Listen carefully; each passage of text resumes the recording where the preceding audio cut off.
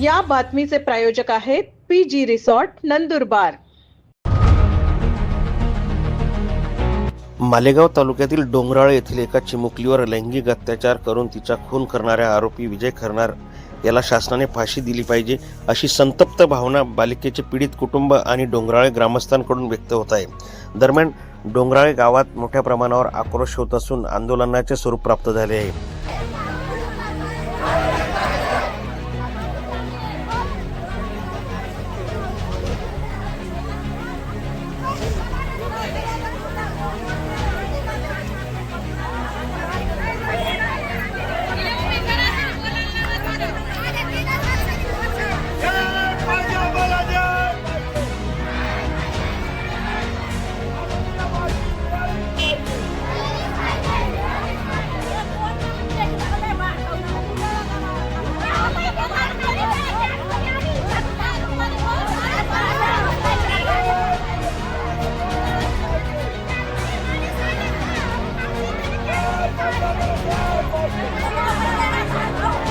याबाबत सर्व स्तरातून निषेध व्यक्त होत असून पोलिसांनी आरोपी विजय खैरनार याला अटक केली आहे।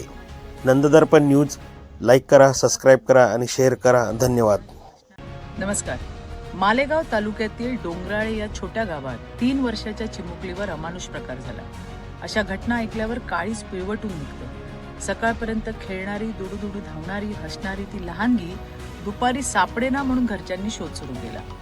गावभर शोध घेतल्यानंतर ती गंभीर अवस्थेत आढळली आणि नंतर मृत्यू झाल्याचं संपलं आणि होत्याचं नव्हतं झालं।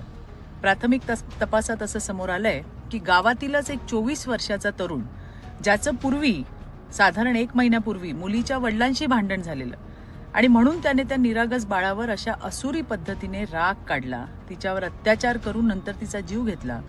पोलिसांनी तातडीने कारवाई करत अर्ध्या तासात त्या हरामखोर विजय खैरनारला अटक केली आहे।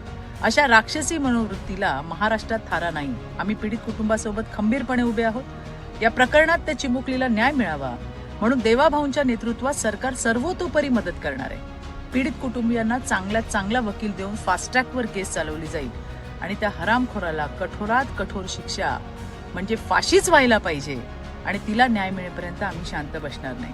मला हेच सांगायचंय, समाजात असे वावरणारे विकृत लांडगे यांना ठेचायची आता वेळ आलेली आहे आणि त्यासाठी तुम्ही आणि आपण सगळ्यांनी हातात हात घालून ही विकृती संपवायला पाहिजे। धन्यवाद। जय हिंद, जय महाराष्ट्र।